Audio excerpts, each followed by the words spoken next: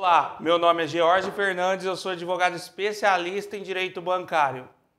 Nesse vídeo falarei um pouco sobre empréstimo pessoal. Você sabe o que é empréstimo pessoal? Qual é a diferença do empréstimo pessoal para o empréstimo consignado, empréstimo de veículo, empréstimo de imobiliário?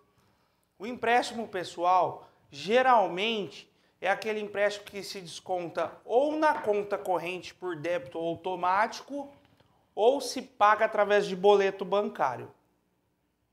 Essa modalidade de empréstimo, ela possui os juros mais elevados do que as demais modalidades, como empréstimo consignado, empréstimo de veículo, empréstimo imobiliário. Por que os juros do empréstimo pessoal ele é mais alto do que os demais?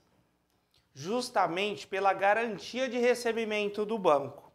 No empréstimo pessoal, o banco não possui nenhum bem ou uma garantia que irá receber do cliente aquelas prestações ou aquele valor emprestado.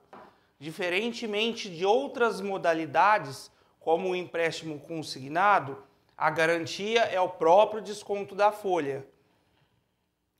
O veículo, que é o leasing ou CDC, a garantia é o próprio veículo. No contrato imobiliário, a garantia é o próprio imóvel. Então, no empréstimo pessoal, o banco não encontra-se resguardado da garantia de recebimento. Por esta razão, os juros dessa modalidade de contrato costumam ser mais elevados do que os demais. Geralmente, quem adere a essa modalidade de empréstimo é aquele público que não tem o conhecimento de finanças, não tem o conhecimento de taxa de juros, não sabe a taxa média de mercado, não sabe que os juros está alto ou abusivo. Então, os bancos se aproveitam dessa vulnerabilidade do consumidor para imputar taxas de juros de 18% a 26% ao mês. A consequência disso, o consumidor irá pagar em apenas 12 meses de parcela o triplo do valor emprestado. E por esta razão, os juros é considerado abusivo. Esses juros abusivos é possível pleitear judicialmente para que o juiz adeque esses juros a um patamar balanceado ao consumidor.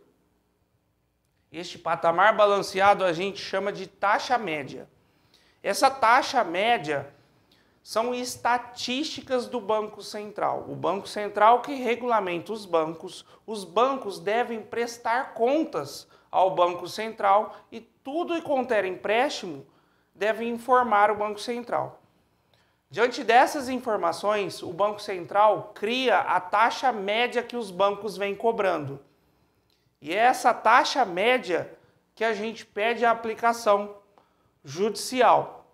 Então, nós conseguimos a revisão judicial dessa taxa de juros e pleiteamos a restituição dos valores cobrados em excesso pelo banco.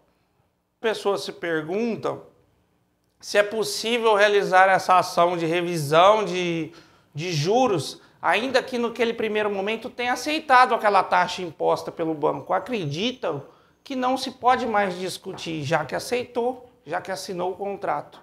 Isso não é verdade. Como dito anteriormente, o consumidor é vulnerável, ele não tem esse conhecimento técnico.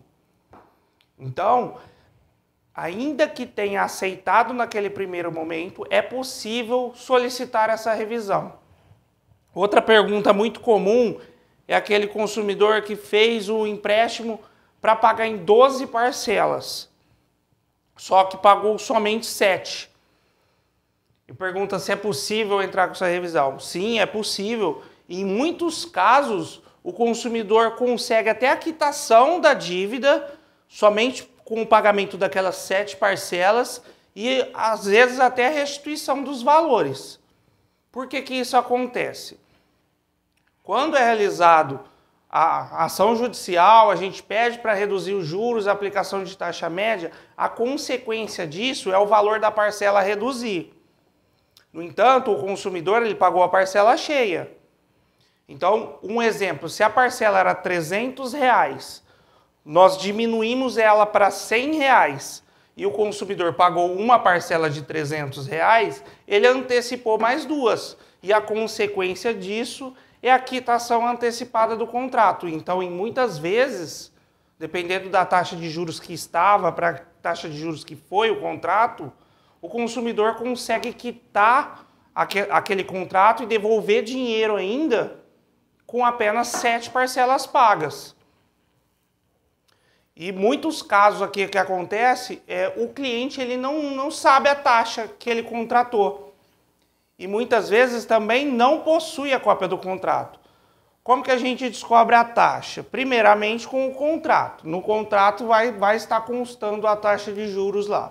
Se tiver acima de 10%, pode-se considerar que é abusivo e está acima da taxa média. Se o consumidor não tem o contrato, como que ele faz para descobrir a taxa de juros? Esse procedimento é simples. Ou pode entrar na calculadora do cidadão no Banco Central, ou pode baixar o aplicativo do Banco Central, calculadora do cidadão. Se você tiver informações como o valor contratado, o valor da parcela e a quantidade de parcelas, você conseguirá obter lá naquela calculadora o valor da taxa de juros cobrada pelo contrato. Então também, se ultrapassar 10%, pode-se considerar que será abusiva.